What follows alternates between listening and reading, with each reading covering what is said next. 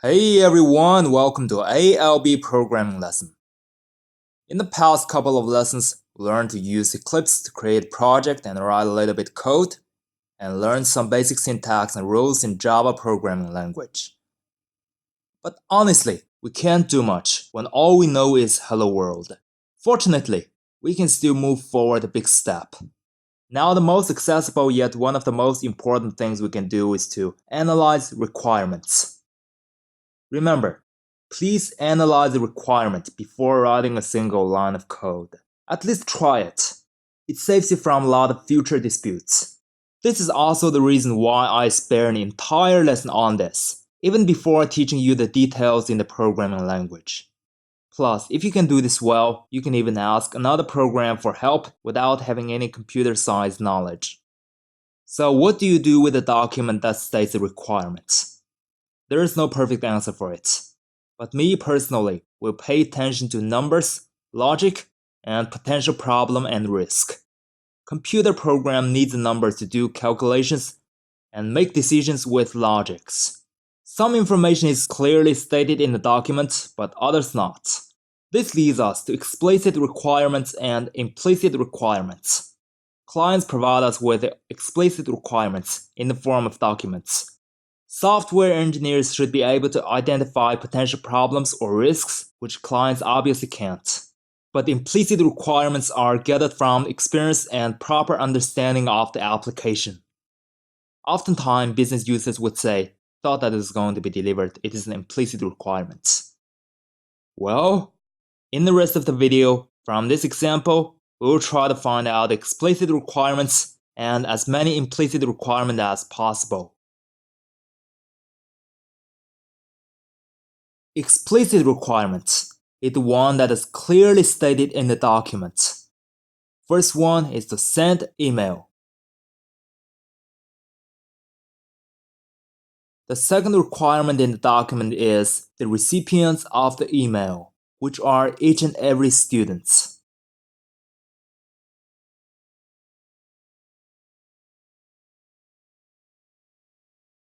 Another requirement, when to send or schedule, which is 1 day in advance.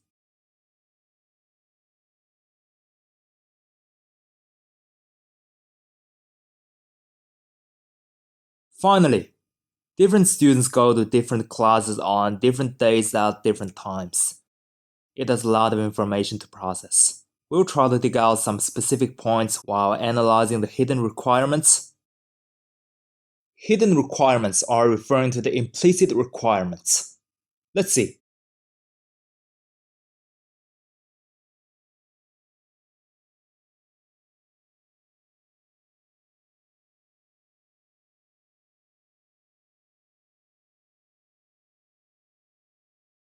Now we're sending such an email. We need to specify at least the subject, content, and sender's address. Email subject. Email content. Maybe email attachment. Sender address. In this example, you might want to use something like notice-no reply at example.com to send your emails. Another problem of this requirement is that we can't know anything about who are the students, what courses are available, and where do I get those information. So, where to get the data?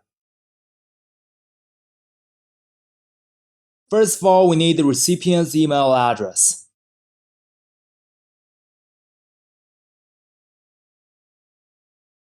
Second of all, students go take classes, but what classes are they? We definitely need more information. So, class info. Class name is one of them.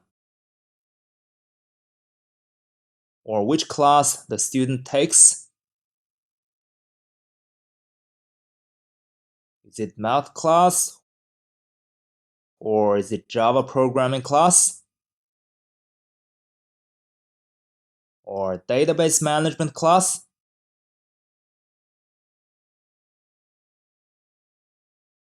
We do need to know the class name. We also need to know which student takes which class. Let's say we need to know class attendance. Who takes or attends this class?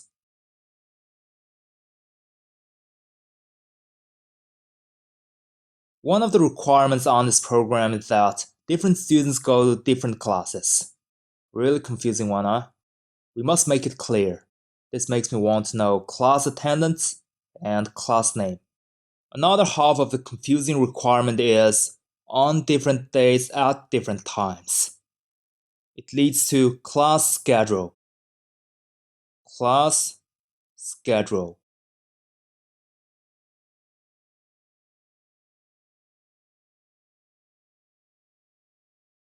Date, time,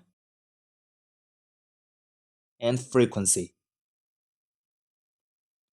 Frequency is pretty much, is it happening every week or every month?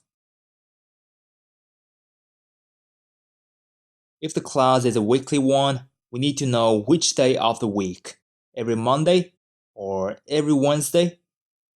So, which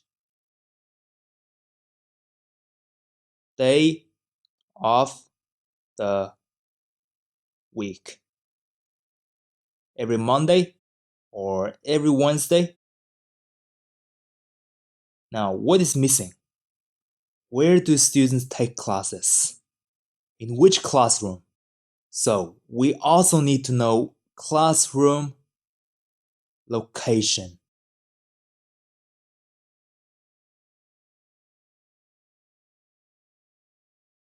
Alright, so far we've tried to analyze these few sentences and get us some information on what program we'll make. Of course, these are not everything we need or we will need to know. Still a lot of information is missing. For example, the email content is supposed to contain more than just class name, date, time, and location, right? You might want to use a certain template. In real life, requirement document can be as short as this example, or can be longer, can be as simple as this one, or can be way more complicated. Can give you more specific and explicit requirements, can be as flawed as this. If someone gives me such a document, I'll definitely reject it. Even if I decide to make it happen somehow, I would ask tons of questions, like what I've been doing here. Questions after questions, one question leading to another question leading to more questions until I have enough explicit requirements. By the way, no matter what other people give us, let's have our key techniques and skills ready, identify the numbers, logics, and potential risk, and communicate with whoever gives you the requirement. This doesn't introduce to you the skills for analyzing a requirement document, and focuses more on technical skills. But apart from that, it would be better to have a good understanding about the existing system if you are asked to modify it. This is when experience plays a critical role. Above all, you found good communication and good relationship is even more critical to customer satisfaction.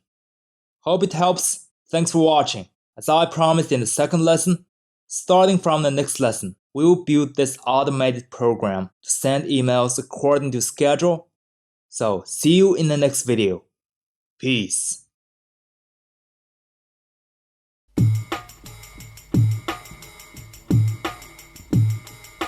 Hey guys, thanks so much for sticking around. If you found this video helpful, please share it with your friends in whatever platform. You can also find a variety of other ways to support us on our website. You can visit our website through the link or scan the QR code.